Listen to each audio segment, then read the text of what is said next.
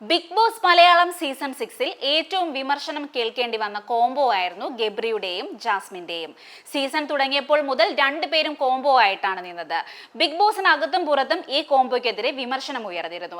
എന്നാൽ ഇരുവരും കോംബോ തുടർന്നു. എന്നാൽ പുറത്ത് കമ്മിറ്റഡ് ആണെന്ന പേരിൽ ജാസ്മിൻ വ്യാപകമായി വിമർശിക്കപ്പെട്ടിരുന്നു. ഉറപ്പിച്ചു വെച്ചിരുന്ന കല്യാണം പോലും മുടങ്ങുന്ന അവസ്ഥയിലേക്ക് എത്തി.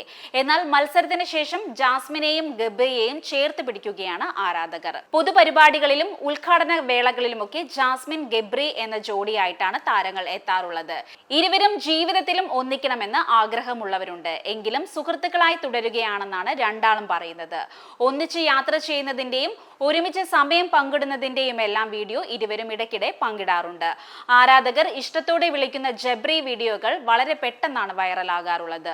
ഒന്നിച്ച് ജീവിച്ചൂടെ എന്നാണ് ഇവരോട് ആരാധകർ ചോദിക്കുന്നത്. എന്നാൽ തങ്ങൾ തമ്മിൽ പ്രണയമില്ല എന്നാണ് ജാസ്മിനും ഗബ്രിയും തുറന്നു പറഞ്ഞിരുന്നത്. ഇപ്പോഴിതാ ജാസ്മിൻ സോഷ്യൽ മീഡിയയിൽ പങ്കുവച്ച ഒരു വീഡിയോയും അതിന് നൽകിയ ക്യാപ്ഷനുമാണ് ആരാധകർക്കിടയിൽ ചർച്ചയാകുന്നത്. ഗബ്രിക്കൊപ്പമുള്ള മനോഹരമായ നിമിഷങ്ങൾ കോർത്തിണക്കിയ വീഡിയോയാണ് ജാസ്മിൻ പങ്കുവച്ചത്. ഈ വർഷത്തെ എല്ലാ സങ്കടങ്ങൾക്കിടയിലും നീ എനിക്ക് തലചായ്ക്കാൻ ഒരിടം തന്നു.